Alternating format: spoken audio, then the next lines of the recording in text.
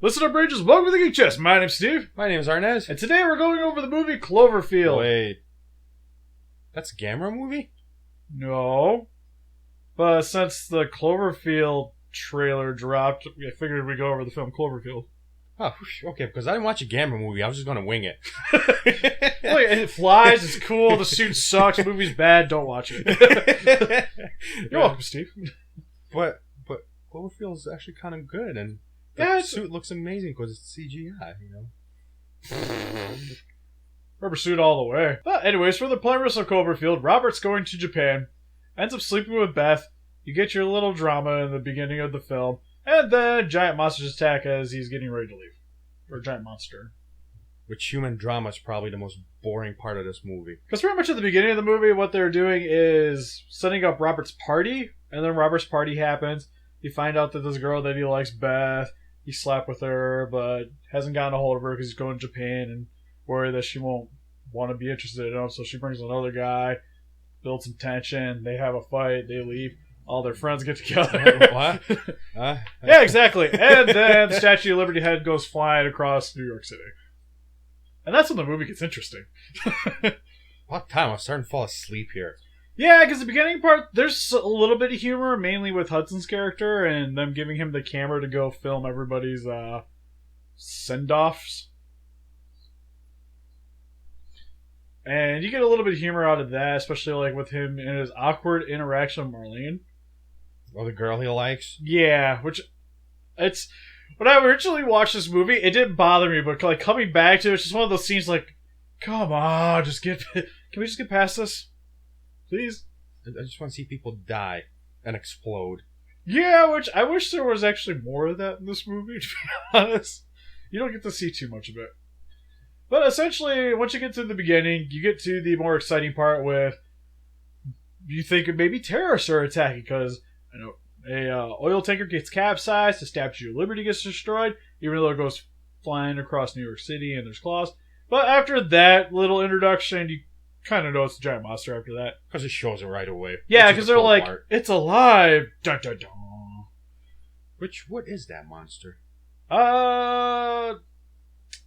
Originally, I thought it was an alien that came from space, but I've been proven that is not correct anymore. What is it? I don't know, it came from the ocean. Yeah, I was about to say, I like Hudson's idea where it came from the ocean. Pacific Rim. Dun, dun, dun. Oh, that'd be it. You're welcome, tie-ins. Came from the rift. Yeah. But, I don't think that's a trespasser, but whatever. Don't tell people. They'll never know. Yeah. One thing, too, is I wish they would have did, because they mentioned that it eats people. You never see it, though. And that's what, looking up some information, it's what those little tentacle claw things are supposed to be. Because on the Cloverfield monster, on the lower section, he has, like, those, like, little arms. Yeah. And you think they're little arms, but I guess they're actually, like, tentacle, like, kind of like elephant trunks. They're actually supposed to be, like, what's actually eating people. We missed that? But you never see it. Unacceptable. Where's my director's cut? Exactly. Come on, JJ, you're slacking. And then moving on with the rest of the plot, you kind of get more wanton destruction, and some of the cast members start getting axed throughout the film. In actually pretty creative ways, for the most part. First one, his brother. Yeah, it just goes straight through the bridge. Which is actually one of the funnier scenes, because you're like, I don't know how anybody survived that scene.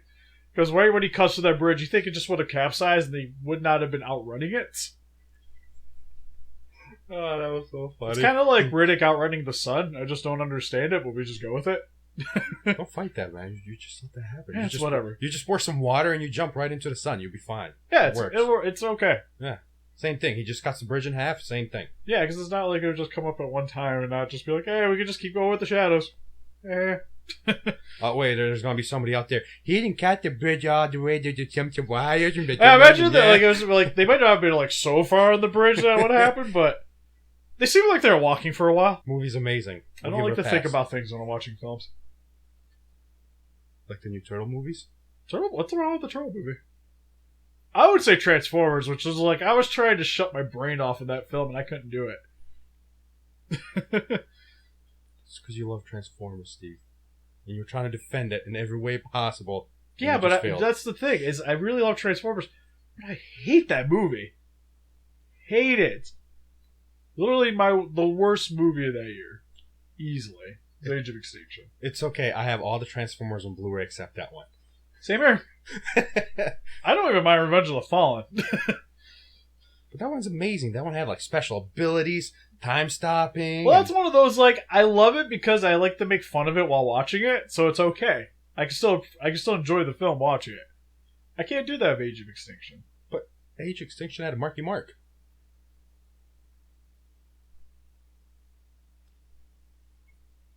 I'll take Shia LaBeouf. I'm okay. Do it! Exactly. That's all I need now. Optimus, don't let your dreams be dreams! Just need a green screen behind me. Transformers are all over the place. G1 Transformers, though. Now, here's a question that everybody else wants to know, Steve.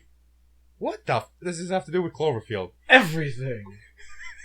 Everything to do with the bridge scene. And then for some of the more creative death scenes that we got in the movie, we got the little alien bug things that fall off Cloverfield.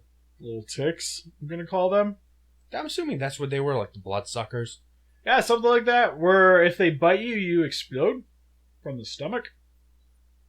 Which is cool. I could never figure out why you exploded. But then it hit me the other day. That's Terry Crews inside. Explosion! Explosion! But for the plot, a lot of the parts I really like are when the characters are actually just kind of intermingling with each other during the monster destruction. Like, for instance, we have the subway scene, where they kind of get trapped in the subway, and then they have to walk through the dark of the subway, and Hudson's just sitting there mentioning, like, remember those guy that was setting hobos on fire in the subway? They're like, no, not the time. He's like, but wouldn't it be crazy if we just see somebody flaming right across the thing? Like, those parts are hilarious.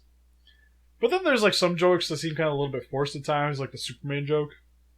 Like, wait, you heard of Superman? She's like, wait, whoa, have you? Oh, man. Yeah, That seemed a little off. To me, anyways. Like, I should have just stuck with that one joke, flaming hobos, and called it a day, but... I'll be honest, out of the entire movie, she's probably the one character, Marlene, that I just really didn't care for. So when she exploded, you were completely fine? I was fine with it. She got bit, and I'm like, something's going down. That was a big chunk, too. Like, he's just... Yeah, she's just randomly bleeding. She's fine. And then nobody questions it when she's, like, getting sick and everything. Like, she might be infected with something. Because the thing's alien. And bitter. Because that's how movies work. His face looks funny. Yeah, it does. Looks funny all the time. I know what you're talking about. Touche. I'm sorry. Yeah, showed you. So yeah, I wasn't too sad when her character got axed, but I did like the creativeness of it because it kind of reminds me of the original Alien movie, except without the alien that comes out of her. That would have been cool, actually. Like it would have bit her, and then like it would have had the thing incubating in her, and just would have popped out and made like the Donald Duck sound again. Because that's the one thing I was a little off about those little monsters. Is they sound like freaking Donald Duck at points. You ruined the best part. I was going to talk about Donald Duck, Steve. It's amazing. Because you were just creeping right up to the part when they're coming up in the subway, and I was like, yes, best part. Oh, because it's so terrifying when you first see them. Then you hear that sound, and you're like, oh god, wait, what? That's adorable. Really? Can you come home with me? But that was... damn it, Steve, you ruined it. I'm sorry. Another really good comedy scene is when they get to the building where Beth's stuck in. And they're like talking about like, oh god, that's her building. It's like tipped over into the other one. The other guy's like, well, why don't we just climb up the other one and go down? And then they just kind of look at him and start running. He's like, wait, whoa, no, that's not a good idea. Nobody ever listens to me. Why are they listening now? Yeah, like I enjoy those little scenes in the movie. One of the only things that really kind of bugs me for the movie, other than just how much the intro drags, is I wish they would have had better shots to see the monster. So we're getting to the bad parts of this movie, then, huh? Or at least in terms of the plot and story development, because it's kind of like I understand to keep the tension and kind of the terror of the monster. You don't really want to show it off and keep your imagination running when you see it. But then again, it's a giant monster movie. Like, how do you not get good shots of this thing? Not even a news crew got good shots. All you get was tail, some wings, a little bit of head. You get to see its head on occasion. Through the dust, like when the camera was from up the helicopter. Yeah, but it's just hard. Like, you don't get, like, a good shot of it. Like, not even towards the end. Like, the best shot you get is at the end where they're about to carpet bomb the thing. The best shot you get at the end was inside of his mouth when he gets eaten. Oh! But after the carpet bombing, you only really get to see him in, like, a clouded, dusty pattern. And so you don't really get a good shot of him. And I would have liked when they had, like, all the lights on him, like, when they're about to fire on him and stuff. Maybe had him, like, rear up and get, like, a nice money shot in the middle of the movie. That would have been great. But because, like, it's supposed to be, like, found footage and, like, the camera work's supposed to be, like, amateurish, you're not supposed to get those good shots. Which kind of makes this movie hard to watch at points. Because you get a lot of that shaky camera freaking all over the place. There's few parts in the movie where I have to look away, or otherwise I get, like... just a little bit of motion sickness. Yeah. Like, it's not bad for the most part, because you kind of expect this, especially, like, growing up with, like, the Blair Witch Project and stuff. It's gonna happen. To be honest with you, watching that movie, only reason why I'm alright with it without getting motion sickness is because so much Call of Duty time. I'm used to those fast screens and... Yeah, just jumping around and hoping for the best. But that's definitely probably one of the weaker aspects of the film. It's just... camera work. The camera work. Which, it does a really good job at making it seem amateurish. I'll give them that. But then again, it's like, again, going to a monster movie, I kind of want to see the monster. It kind of defeats the purpose when I only get little snippets of the monster. And if I had one other complaint for this movie, I wish they would have used more practical effects. Especially with the monsters and stuff. Like, I think it just would have been pretty cool, especially with the little ticks, to see a little bit more of them actually fully interacting with them. Because the only times you ever really see humans with alive ticks, it's all CG. And it might have been cool to see maybe like a maquette or actual like animatronic for them to interact with. Would have been really cool and been like a nice homage to the Japanese films. So even that part when they're like inside of the base and they wield that... Like when they wield the thing, that's a prop. But when they're actually like moving around, all that's CG. Yeah, because I was say I thought that looked real, you know? Yeah. It's not all CG. Well, I said it was moving around. When it's with the actors, it's all CG. Unacceptable. But some of the cooler things about this movie is I really love the destruction in this.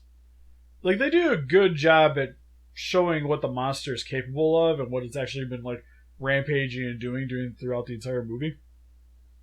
Especially, like, the broken buildings, actually having to deal with the structures that have been toppled over, that Cloverfield's actually knocked over. Was pretty cool, though.